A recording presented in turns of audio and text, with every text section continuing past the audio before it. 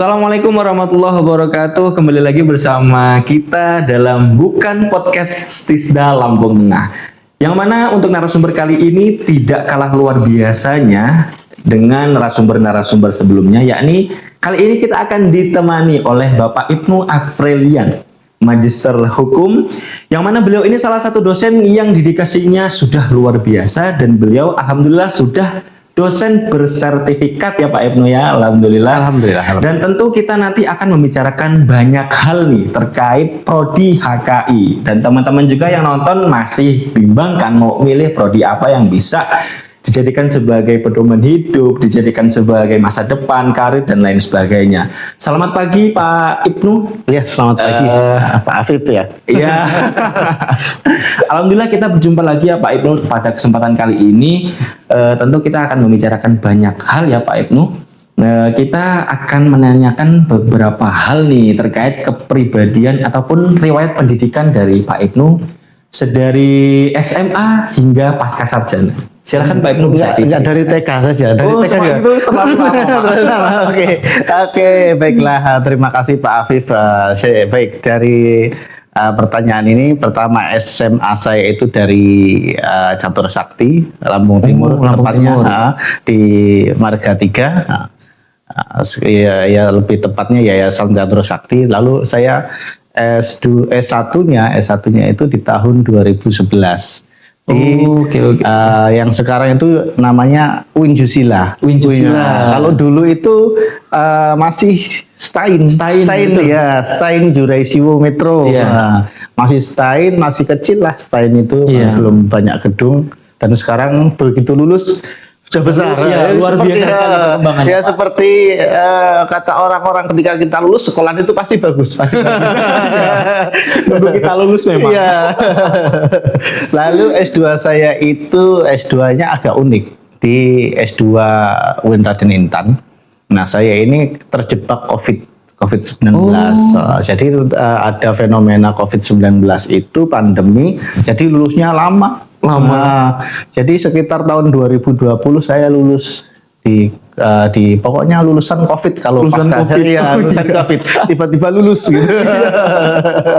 Daftar sebelum COVID, lulus COVID gitu. Sekali 2020 itu kan sudah mulai mereda di tahun 2020 walaupun masih banyak berita yang seperti itu. Betul. Di COVID. Berarti berapa semester itu Pak di pasca sarjana? Oh ya, pokoknya ya Banyak. bisa dihitung sama jari gitu aja. Tapi luar biasa Pak Ibnu ini ya. Selain memang banyak sekali memberikan hal kepada kampus kita yakni Stisda Lampung Tengah, beliau ini memang menggeluti dalam satu bidang keahlian. Nah, mungkin bisa diceritakan nih dari Pak Ibnu sendiri keahliannya. Bidang keahlian di dalam apa ini? Kalau di bidang masyarakat atau di bidang pendidikan? Oh, boleh semuanya ya berarti teman-teman ya. Semuanya. Atau gitu lengkap. tidak saya sebutkan. Oke, kalau di bidang pertama pendidikan ya, karena ini ranahnya ke kampus, bidang pendidikan itu saya itu konsentrasi ilmunya itu di lembaga keuangan syariah atau hukum bisnis syariah. Hukum bisnis syariah ini yang saya geluti waktu S2. Jadi ketika saya masuk di sini kan ada hukum keluarga Islam dan ada juga prodi ekonomi syariah. Jadi saya hukum di S2 hukum ekonomi syariah ini bisa. Maksudnya bisa masuk ke hukum keluarga karena saya juga belajar tentang hukum perdata di dalamnya dan hukum-hukum lainnya. Lalu saya di ekonomi syariah juga bisa masuk karena saya belajar di sana itu juga diajari tentang statistika, laporan keuangan segala macam. Jadi masuk gitu. Jadi si malakama nih mau masuk yang mana nih? Tergantung kebijakan ketua waktu itu. Tapi enak Pak ya, tinggal milih aja gitu. Tinggal milih. Mau berhome base di ekonomi syariah ataupun HKI. Iya, betul sekali. Oke, menarik nih teman-teman. Kalau kita membahas terkait hukum nih, mungkin ini sedikit agak vital ya Pak kita bicarakan, tapi ini penting sekali untuk wawasan teman-teman pemirsa yang nonton video kita ini sekarang. Terkait hukum nih Pak, apakah serumit itu ya ketika menjalani sebuah kasus atau menyelesaikan sebuah kasus? Apakah ada beberapa tahapan-tahapan penting yang memang bisa teman-teman nanti paham nih, tidak mudah menjudge atau memang memaki-maki hukum atau memang menyala-nyalakan norma-norma yang ada di negara Iya. kita. Mungkin Bapak bisa menjelaskan sebagai dosen HKI atau hukum keluarga, silahkan. Iya, benar sekali. Fenomena hukum sekarang itu sangat rumit. Sangat rumit karena gini, apalagi sekarang itu adanya berita tentang berita hoax. Ya, itu juga ada terkait dengan hukum segala macam. Itu sangat kompleks. Nah, di lain sisi ada orang yang berbicara, oh saya berbicara A, ternyata bukan saya yang berbicara, itu orang lain, itu bukan saya, itu Iya. video buatan AI atau segala macamnya gitu. Lalu tentang kerumitan itu ditambah lagi pengetahuan masyarakat tentang hukum. Terkadang banyak masyarakat awam yang tidak paham tentang hukum.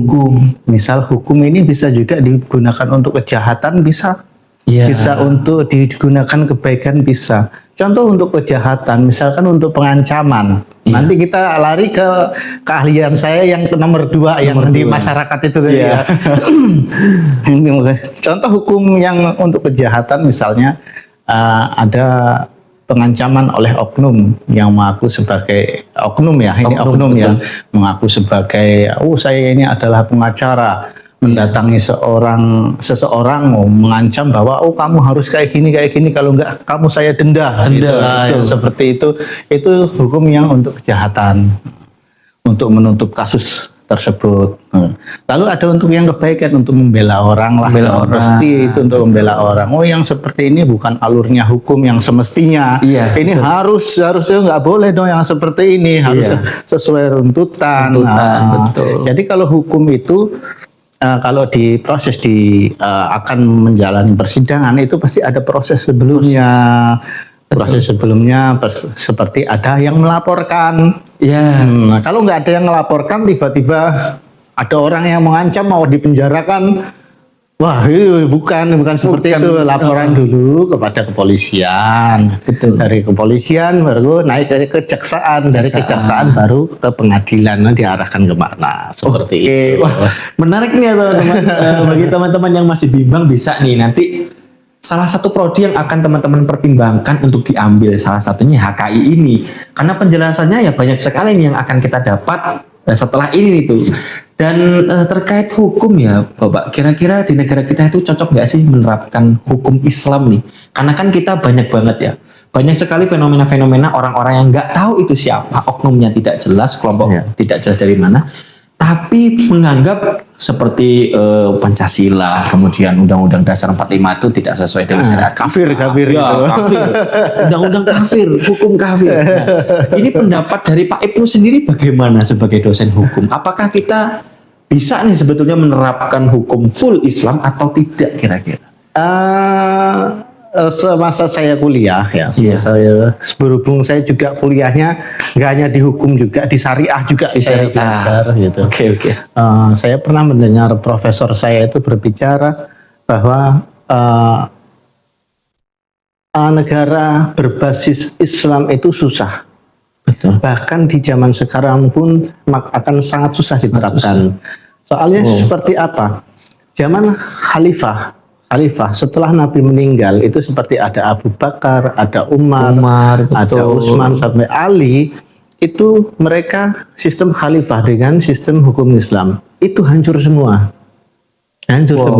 Sampai Ali dibunuh, Umar membunuh segala macamnya itu. Masya Allah.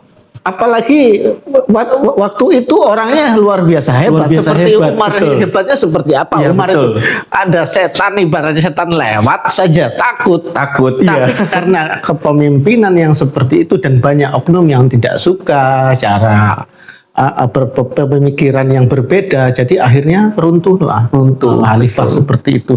Apalagi di Indonesia banyak. Misalkan Indonesia dipantik sedikit saja, cetik dengan berlandaskan ngomong tentang ini agama.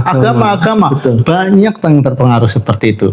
Maka dari itu kita harus paham apa itu bernegara, apa itu beragama. Jadi harus dipahami. Kalau ada yang bilang Pancasila itu ketuhanan, tapi kok bukan syariat Islam lah. Indonesia kan nggak hanya orang Islam di Iya, dalamnya. betul. Kita ini malah negara demokrasi yang paling hebat loh di dunia ini loh, gitu loh. Makanya tidak mengesampingkan gitu. Mengesampingkan walaupun kita beragama, tapi kita tidak mengesampingkan tentang itu apa itu agama. Gitu. Bernegara dan agama gitu. Iya, Nah, betul. ini seperti itu. Betul. Nah, menarik ya teman-teman. Artinya memang kita itu nggak bisa menerapkan pure dan harus sesuai dengan Quran dan hadis. Karena memang ini kita NKRI ya Pak Ebnu. Ini NKRI harga Iya. mati ya. Apalagi di saat presiden kita masih Gus Dur atau Bapak Abdurrahman Wahid, dan beliau itu luar biasa. Iya. Multikulturalnya luar biasa. Bahkan menarik nih Pak Ibnu, ketika ada hari di mana memperingati hari kematian beliau atau Gus Dur ini yang merayakan nggak cuma orang Islam aja, Oh iya, luar biasa. tapi semua agama. Iya, makanya, iya. makanya kadang lucu ketika kita melihat berita-berita di TV terkait haul ya, kalau istilah orang-orang tertentu ada haul atau peringatan kematian, itu nggak cuma orang Islam tapi orang-orang Konghucu, orang-orang Buddha dan lain sebagainya. Dan uniknya adalah fotonya Gus Dur itu dipajang, jadi seolah-olah Tuhan mereka. iya, gitu. iya. Padahal itu kan bukan, tapi itu merupakan sebuah apa ya, ucapan terima kasih. Terima kasih, kehormatan. Karena kehormatan, Gitu. betul. Salah satu orang yang sudah berjasa memperbolehkan mereka untuk menganut agama sesuai betul kepercayaan sekali. masing-masing. Nah, ini menarik teman-teman. Kita bisa tanya lagi nih kepada Pak Ebnu, kayaknya luar biasa Ini ya. pertanyaannya di tepi jurang terus. Tapi memang di era yang semakin modern ini kita butuh Pak pencerahan-pencerahan seperti itu. Artinya ya tetap kita menamakan orang-orang yang selalu mengkampanyekan hukum Islam harus diterapkan, itu memang hanya oknum. Mereka nggak berani bermediasi atau keluar di media, mereka nggak berani. Tapi anehnya di sosial media kita tetap fenomenanya selalu ada gitu loh. Selalu ada. Ya, bahkan selalu membentur-benturkan. Apalagi ketika hukum kenegaraan kita sedang bermasalah, ya nyatanya memang tetap mereka mengkampanyekan apa yang mereka ingin sampaikan. Oke. Teman-teman, menarik ya. Ini semakin menarik pembahasannya karena terkait hukum. Nah, lanjut pertanyaan lagi nih Pak Ibnu terkait hukum.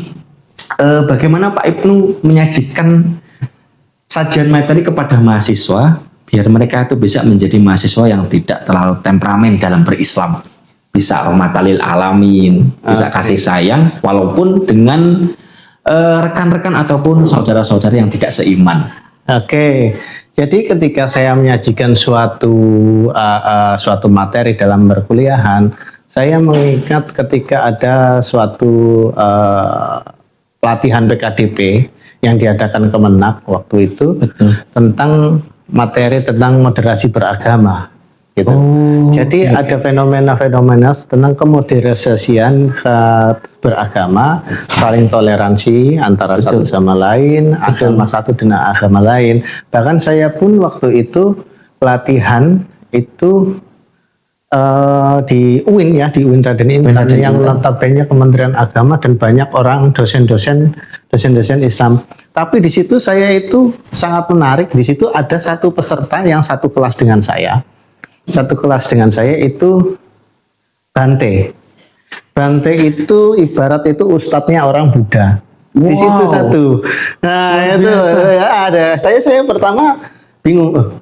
Kok dia pakaiannya beda sendiri. Nah, betul. Kalau lihat itu pakaian itu kayak di film Cina itu yang pakai Apa? Tomsa biksu ya, seperti itu. Tapi itu perempuan itu dia ternyata hebat sekali. Kita ini menjaga toleransi. Dan ketika saya sajikan ke mahasiswa pun harus seperti itu. Fenomena yang seperti ini bukan harus dimusuhi. Dia bukan Islam, jangan sama saya. Sedangkan di Kementerian Agama pun itu kan kementerian berbasis agama. Tapi bukan Kementerian Agama Islam itu bukan, gitu kan. Nah, ini sangat bagus banget untuk fenomena ini diajarkan ke mahasiswa agar janganlah kamu mengkafirkan orang. Kamu bukan Islam, kamu kafir. Itu kan salah kaprah, itu salah kaprah yang seperti itu. Jadi mahasiswa itu diberi penjelasan yang sangat seksama, berikan contohnya seperti ini loh cara toleransi, batasannya ini gitu. Betul. Jangan apa-apa marah. Wah, apa-apa marah. Wah, apa-apa lagi jangankan dengan beda agama, sesama Islam Sesama kadang-kadang Islam. wah, kamu bid'ah, kamu bid'ah. Iya. Wah, Itu fenomena yang sangat sering kita dengar. tanpa mengkaji terlebih dahulu apa riwayatnya, Betul. apa manfaatnya, Iya, gitu betul. kan, seperti itu. Nah, jadi kita menjadi terang benderang nih hati dan pikiran kita ya teman-teman. Artinya Kementerian Agama mengurusi semua agama. Tidak hanya dalam lingkup agama Islam saja. Dan ini menarik sekali. Apalagi kesannya sekarang itu kan Kemenak selalu dipegang oleh orang Islam Pak ya. Seperti Iya. Pak Menteri Kemenak itu ya kayaknya sulit untuk ada orang-orang yang non-Islam menjadi pemangku kepentingan atau pemilik Iya. kursi itu sangat sulit sekali. Apalagi orang Islam kita itu masih mudah terprovokasi. Ya, makanya Tapi memang itu jadi hukum yang tidak tertulis di Indonesia. Contoh sekarang gini. Contoh presiden di Indonesia. betul. Presiden di Indonesia pasti itu agamanya Islam. Asal Islam. Walaupun di dalam aturan persyaratan pendaftaran presiden itu tidak harus beragama Islam. Gitu Ya, kan. betul. Tapi yang terpilih pasti Masuk akal. beragama Islam. Jadi pernah ada fenomena juga waktu di Jakarta waktu itu ketika Bapak Jokowi itu mencalonkan pertama dia jadi gubernur dia mencalonkan otomatis wakilnya naik. Waktu itu Ahok. Ya. Ahok itu Kristen. Betul. Apa agama apa Konghucu, gitu. Apa pokoknya beda non Islam. Akhirnya ricuh. Karena betul. apa lagi-lagi ada pemantik agama. Ya, pantik agama ini sangat sensitif. Politik yang paling jorok itu adalah menggunakan politik agama. Itu politik paling jorok sebenarnya. Kalau memang mau politik yang bersih, ayo kita politik yang bersih. Jangan membawa agama. Betul. Lihat kinerjanya. Saya tidak membela di sini, tidak membela. Iya, betul. Kita tidak membela partai manapun ya, teman-teman. Kita cuma netral. membahas fenomena saja. Iya, Kita betul. membahas fenomena seperti itu. Jadi kayak pemilihan misalkan kepala desa yang mayoritasnya agama Islam di desa itu pasti yang terpilih adalah agama Islam. Nah, rata-rata yang seperti itu, seperti itu. Walaupun kadang ada juga non Islam juga bisa naik karena apa, kinerjanya dilihat masyarakat mungkin bagus. Seperti itu, gitu. Dan memang pemimpin itu lebih vital untuk mengurusi perut rakyat atau masyarakat ya Pak Ibnu ya. Artinya agama it's okay lah, silakan secara personal pribadi masing-masing silakan. Yang enggak sholat atau yang enggak ibadah tetap enggak terlihat di mata hukum negara. Iya. Yang penting itu kita sejahtera dan pemimpinnya tuh adil. Iya, nah ini masih masih harus diterapkan nih ya. Kadang-kadang kita ya si malakama seperti ya, itu ya. betul sekali. Dan memang sulit gitu, benar-benar adil pun sulit. Bahkan kita pribadi punya anak 2 gitu, laki perempuan. Untuk menerapkan adil yang secara konkret saja kita masih sulit. Apalagi sekelas presiden, sekelas kepala daerah, pengen adil yang gimana itu? betul. Oke, next ya Pak. Pertanyaan yang berikutnya nih masih terkait hukum. Apakah Pak Ibnu punya wacana nih ke depannya, punya rencana besar? Bukan mencalonkan diri atau untuk menjadi calon, bukan. Tapi sebagai dosen atau sebagai pengajar nih. Misalkan Pak Ibnu punya kans atau punya rencana untuk wah saya harus gini nih sebagai dosen hukum. Itu ada nggak Pak? Rencana jangka panjang? Kalau rencana untuk dosen itu tetap ada rencana. Walaupun kadang target juga kan kadang nggak tercapai Ya, Contohnya gini. Ketika 1 semester itu saya ingin mencapai penulisan karya ilmiah. Kadang-kadang saya ingin banget menulis karya ilmiah 1 semester 3 jurnal misalkan. Kadang 1 jurnal pun itu memaksakan diri gitu kan. Oke. Jadi kalau target-target segala macam saya rasa mungkin jadi dosen yang teladan aja dulu. Itu kayak remeh tapi paling berat itu Pak. Iya, kadang-kadang untuk menjadi seorang mempunyai visi yang sangat panjang itu juga harus dipikirkan secara matang juga. Betul. Kadang-kadang saya juga memikirkan saya sebenarnya ngajar ini memang tujuannya kan untuk mahasiswa ini supaya menularkan ilmu saya. Ya intinya kalau visi saya secara jangka panjang menularkan semua ilmu saya, tapi kalau secara pribadi untuk untuk rencana jangka panjang itu, saya rasa pribadi pun nggak usah gimana. Saya juga kadang orangnya kurang konsisten. Kalau di Islam istiqomah. Iya, istiqomah, iya benar. Kadang Isya, contoh sholat Isya aja jam 7:30 saya ya 7:30 lebih 1 menit lah. Masya Allah. Keren. Oke. Memang yang terpenting untuk pengajar bagi kita, Pak ya, ya mahasiswa targetnya gitu. Iya. Cita-cita bagaimana memahamkan mereka. Kalau untuk sukses bisa jadi malah mahasiswanya sukses dulu dibandingkan dengan kita. Itu yang terpenting memang. Apalagi saya juga sering-sering berpesan kepada mahasiswa, terutama yang notabene ini di kalangan pondok pesantren. Tentang kecanggihan teknologi. Walaupun saya berpesan kepada mereka, walaupun Anda ini dari pondok pesantren yang teknologi dibatasi ya, teknologi seperti gadget segala macam, HP, laptop itu ada pembatasan. Bukannya tidak boleh, tapi ada pembatasan. Nanti ketika kalian lulus, lalu kalau bahasa pondoknya apa itu? Kalau pamitan itu boyong. Nah, kalau boyong itu jangan lupa untuk mempelajari apa itu yang namanya teknologi. Seperti AI. Apalagi kalian pondok pesantren, jangan mau diremehkan. Jangan kira nanti anak pondok pesantren nanti tertinggal. Jangan mau. Jadi saya tanamkan kepada mahasiswa saya untuk mempelajari teknologi terkini, membuat video AI, cara menulis artikel, apa kerangka pikir gitu. Tapi dengan batasan-batasan yang telah ditentukan ya, seperti kalau penulisan AI segala macam itu kan tidak semua harus ditulis. Kalau dalam itu kan harus ada batasan, seperti hanya boleh kerangka pikir misalkan. Kerangka pikir, nanti isinya kita berpikir sendiri apa dulu yang mau dibahas gitu. Seperti itu. Jadi mahasiswa ini memang saya tekankan yang seperti itu. Nanti ketika kamu selesai dari sini, jangan ketinggalan apa itu teknologi, apa itu AI, apa yang menjamur sekarang AI itu. Oke, mantap ya teman-teman. Jadi memang kita berlembaga pendidikan yang berbasis pesantren, jangan sampai kita mau dinilai kita tertinggal nih teknologinya. Apalagi Pak Ibnu ini sudah membahas terkait AI. AI itu bukan berarti membuat kita menjadi malas teman-teman. Artinya secara persentase jangan sampai 100% kita full serahkan ke AI, tapi tetap berpikir kritis kita tetap dipakai. Betul. Artinya AI ini dijadikan sebagai pendukung, dan ini menarik teman-teman. Karena kalau misalkan untuk dihilangkan AI ini ya tetap akan banyak lagi gitu problem yang ditimbulkan. Oke, pertanyaan terakhir nih Pak Ibnu dari kita, dan ini menarik sekali ya.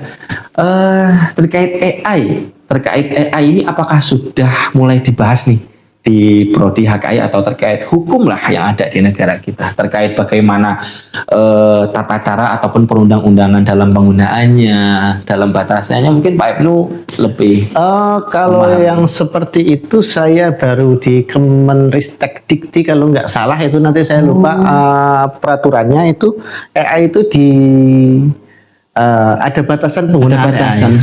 Seperti hanya untuk mencari kerangka pikir. Itu ada, itu udah kayaknya sudah disahkan waktu itu tahun kemarin atau tahun 2024, saya lupa.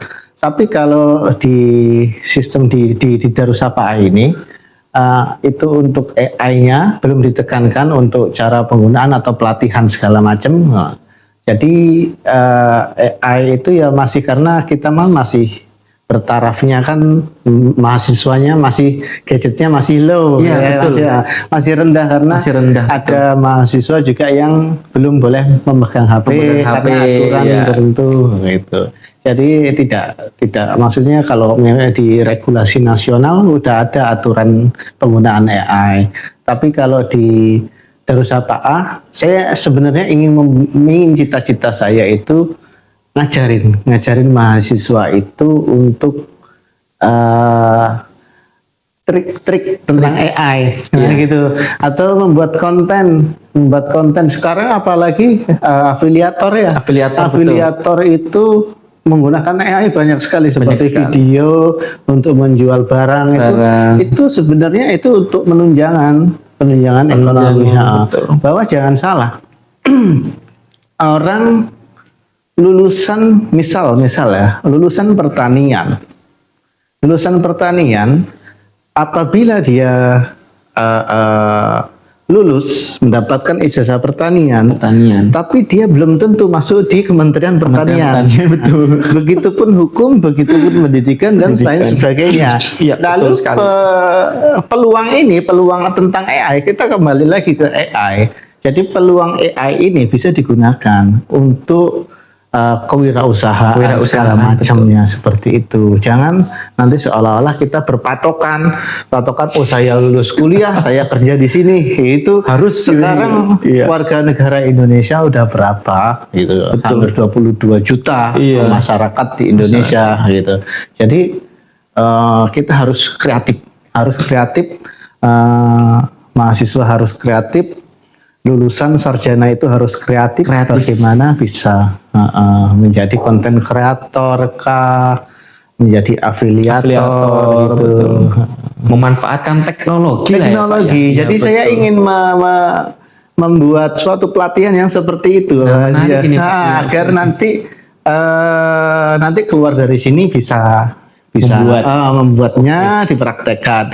Lalu ada lagi waktu itu, kalau tidak salah di luar negeri atau di Amerika Serikat, seseorang itu, kita balik ke hukum, seseorang itu terkena masalah hukum, dia itu dibantu dengan AI dalam pembuatan surat. Itu ada beritanya, itu sempat viral itu. Dia menang dalam persidangan itu berkat AI. Wah, menarik. Betul sekali. Jadi ketika membuat seperti kalau di Indonesia ada gugatan, balasan, replik, duplik segala macam, dia menggunakan AI. Jadi itu dia itu waktu itu membalasnya, melawannya melalui AI. Dia cari cara alasannya seperti apa, cara menjawabnya seperti apa, dia sampai menang di persidangan. Luar biasa teman-teman. keren. Iya, makanya kita tidak bisa mengesampingkan AI. AI itu maksudnya gini, kita tidak hanya di dunia akademis saja gitu loh, di dunia bermasyarakat itu dibutuhkan sekarang itu. Nah, menarik ya teman-teman. Jadi inilah tadi beberapa penjelasan Pak Ibnu terkait hukum, terkait AI juga, dan itu penting teman-teman, karena dengan total penduduk di negara kita yang hampir 300 juta Pak ya, lulusan semakin banyak, perguruan tinggi semakin banyak, tapi lapangan pekerjaan semakin sempit. Iya betul. Bisa mengembangkan kesempatan di mana ya? Di AI itu Pak ya? Iya betul sekali. AI itu yang sangat bermanfaat. Oke, tidak terasa ya teman-teman, kita di penghujung acara. Terima kasih sudah menonton dan sudah menyaksikan, dan terkhusus terima kasih kepada Pak Ibnu sebagai tamu undangan hari ini. Mudah-mudahan kita bisa berjumpa lagi di pertemuan berikutnya Pak Ibnu. Iya, amin. Sekedar info teman-teman, bagi teman-teman yang ingin join kuliah di Stisda Lampung Tengah, kita menyediakan 5 prodi. Di antaranya ada ekonomi syariah, hukum keluarga Islam, kemudian ada pendidikan bahasa Arab, pendidikan guru madrasah ibtidaiyah, dan pendidikan agama Islam. Nanti teman-teman bisa DM admin atau bisa hubungi alamat terkait. Oke, terima kasih Pak Ibnu. Akhirul kalam, wassalamualaikum warahmatullahi wabarakatuh. Waalaikumsalam.